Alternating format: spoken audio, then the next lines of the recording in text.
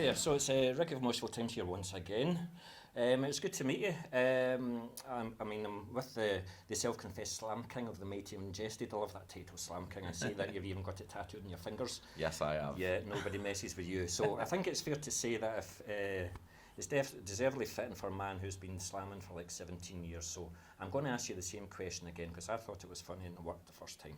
I'm going to ask you the worst question ever to ask a band when they're on tour.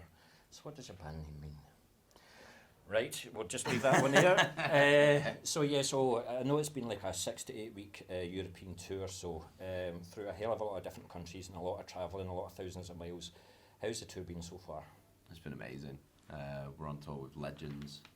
We're on tour with Cannibal Corpse, who are like literally the most Kings legendary death metal band of all time, in my eyes at least anyway, and I'm sure millions of other people around the world. Yeah. We're on tour with Dark Funeral, who are crazy, and then we've got Storm Ruler with us as well, who are an awesome American black metal band. I was going to say that they seem to have came out the middle of nowhere, Storm Ruler, but they're making one hell of a noise. They've released a brilliant album recently, so what an audience to play in front of. So yeah, fair play to them. But it's good to see you back in Glasgow. I saw you when you played with like Body Snatcher and the German slam band Acranius. What a band they were on that night, by the way. See a band with 2 vocalists, love it. It just has so much diversity to a song. But that was a good gig. But I definitely wouldn't mess with the vocalist of Body Snatcher. Yeah, he was Kyle. A man mountain. But that was a good tour as well. So it just seems to be like one of the things that you guys love doing. Is you don't shy away from a tour. No, we're like, I think we're one of the hardest working bands in this scene. We're always on tour. We're always writing albums. We're always recording music, releasing music. Yeah. Like, we just don't stop. You've read all my bloody questions because that's what I was going to be asking you. But you know the questions that you got in the interviews when you started out like 16, 17, 18 years ago and things like that, like what would be the ideal tour for you? What tour would you love to be on and things like that? And I take it being on tour with Cannibal Corpse. Yeah, Cannibal Corpse has always been up there. Yeah. Like, always, because they're a band that, if they didn't exist, we wouldn't exist. Yeah. Like, it was bands like Cannibal Corpse, Suffocation, Dying Fetus, Obituary, Morbid Angel, like all the old school death metal that we grew up listening to. Yeah. And yeah, if it weren't for them, we wouldn't be here. Absolutely, and I keep reminding my listeners and my radio show that as well.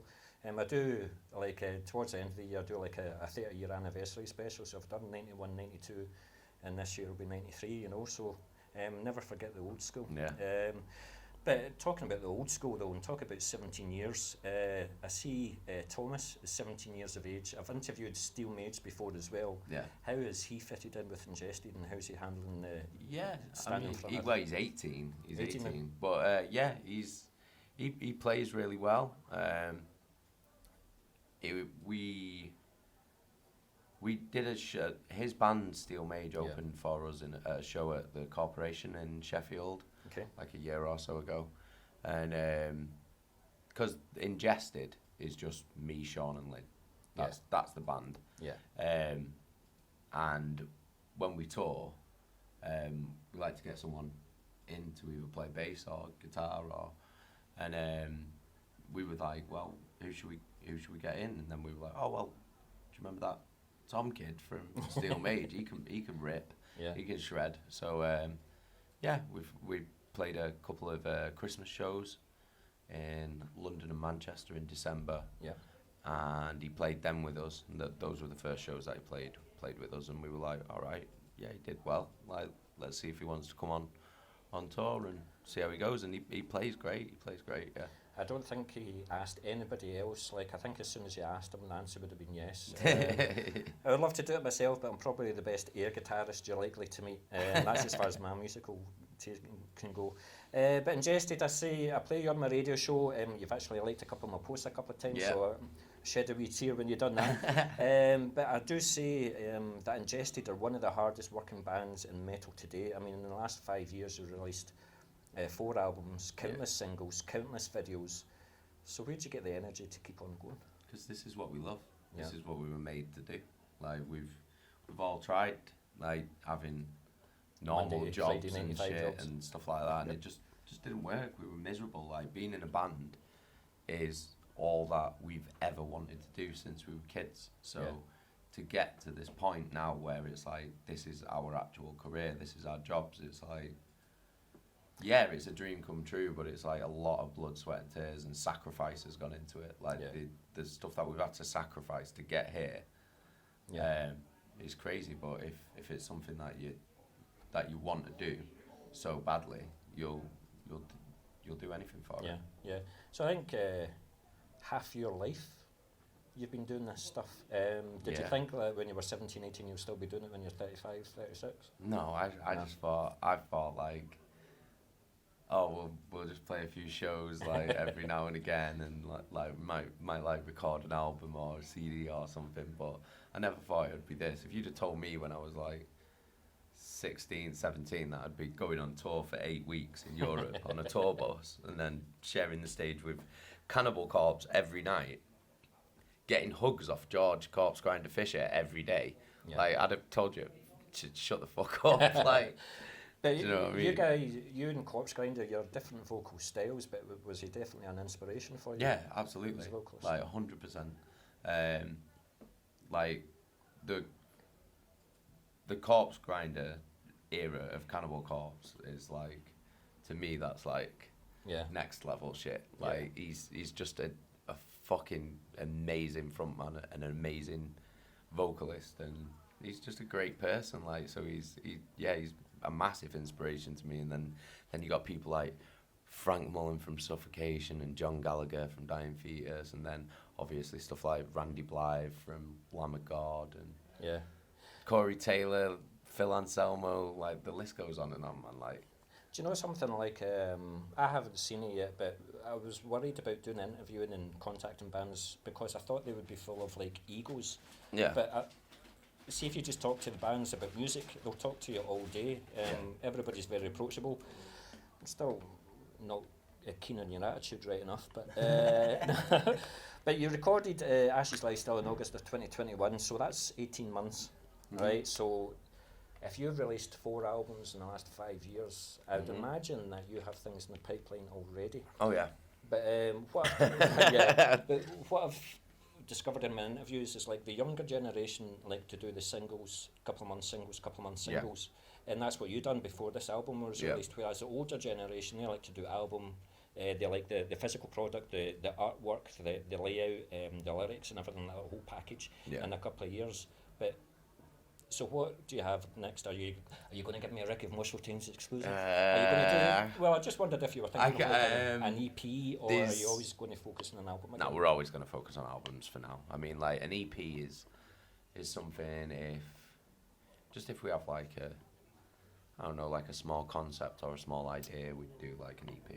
Yeah. But like for us, it's all about the albums. We have released EPs in the past, but again, they were just like a little snippet of an idea that we had, and we were like, well, I don't really want to do a full album of this, but we could do like a few tracks that like revolve around this specific concept or whatever. But I think the last EP you done was just remastered. Your early days, so that was Stinking Cesspool of Liquefied Human Remnants. That was Ingested Part 1. We're very well on to Ingested Part 2. Yeah, and that was our original. That was the first ever Ingested recording, and that was originally it was part of the Northwest Slamfest split EP with Castrated and Crepitation, and then we basically found the stems, like the recording stems from that. And we were like, oh fuck it, let's see what we can do with it. So we got our friend Nico to like remix and remaster all these originals. So that is completely original. It's just remixed and remastered. So yeah, that's why we did that. But the last like actual EP that we did was Call of the Void, which was like quite like atmospheric, and there was a lot of like dark melody in it, and there was quite a lot of black metal like influence in it. But because that was just something that we just wanted to do, we were like, let's do an EP. But for us, it's always about the albums, because we're in a strange position where, because of our age and the era that we grew up in, but then the era that we grew into, so we sort of have like one foot firmly in the old school, but then 1 foot firmly in the new school. Yeah. So when it comes to stuff like albums, it's like you said, like we do the, oh, here's a single, a couple of weeks later or like a month or so later, then there's another single with a video and that, and then the album comes out and then you release a few more things. But that's the new school influence of us. But then the old school influence of us is like the artwork, the product, the CD, the vinyl, like everything that comes with that, because that's how we grew up. But we also grew into a different era. Yeah. So we're like sort of like straddling two eras, if you know what I mean. It was quite interesting. I was listening to TalkSport earlier on. In 2003, there was apparently just over 3,000 cassettes sold, but this year there's been over 350,000. Yeah. So old school aesthetics are coming back. Like look at vinyl. Look Absolutely. at how popular vinyl is now.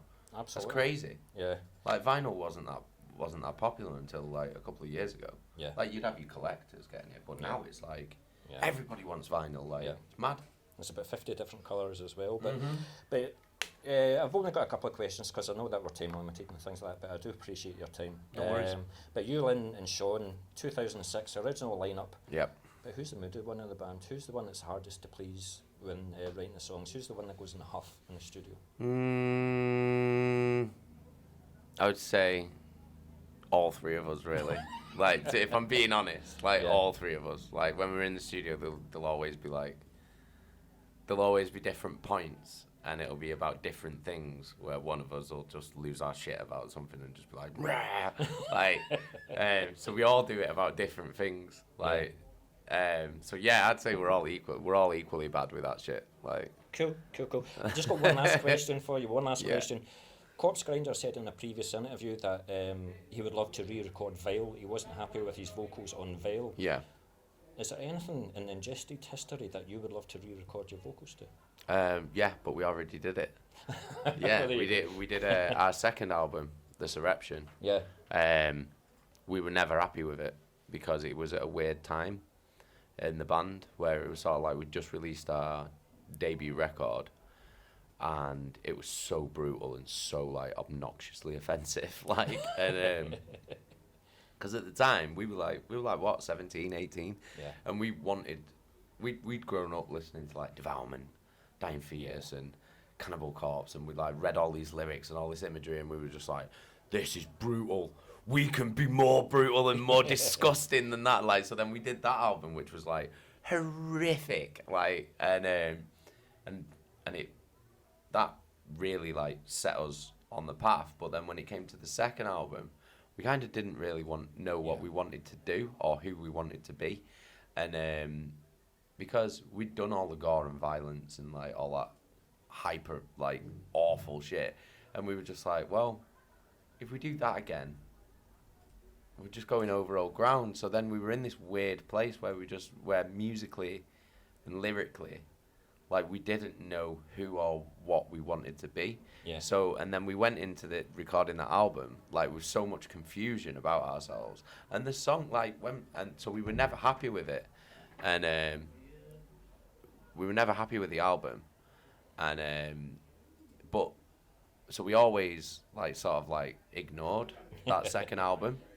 And then, like, when we started looking back on it, we were just like, these songs aren't that bad, really. Do you know what I mean? It's just like everything else around it and the time and shit, like, is shit. So we went back and re-recorded it, and then we released the Surreption 2, which is completely re-recorded, completely from scratch, everything. And yo, we're just right behind the door doing the interview. And I'm keeping that in. And then so we completely re-recorded it, and we were super happy with it. So yeah, there was an album that I weren't happy with my performance on, but we already re-recorded it. So well, I'm very looking much forward to your performance tonight. Thanks. I play you guys regularly, and I'll continue to play you guys regularly on Moshville Radio. So you've got a fan here. Loved you guys from the beginning, even though I know that you're not going to be playing Anal Evisceration tonight. Not tonight. So, no, I'm gutted, absolutely gutted. But absolute pleasure to meet you, Jay. Thank you so much. Cheers for all the support. Really Yep. appreciate you, and thanks for the interview. Absolutely.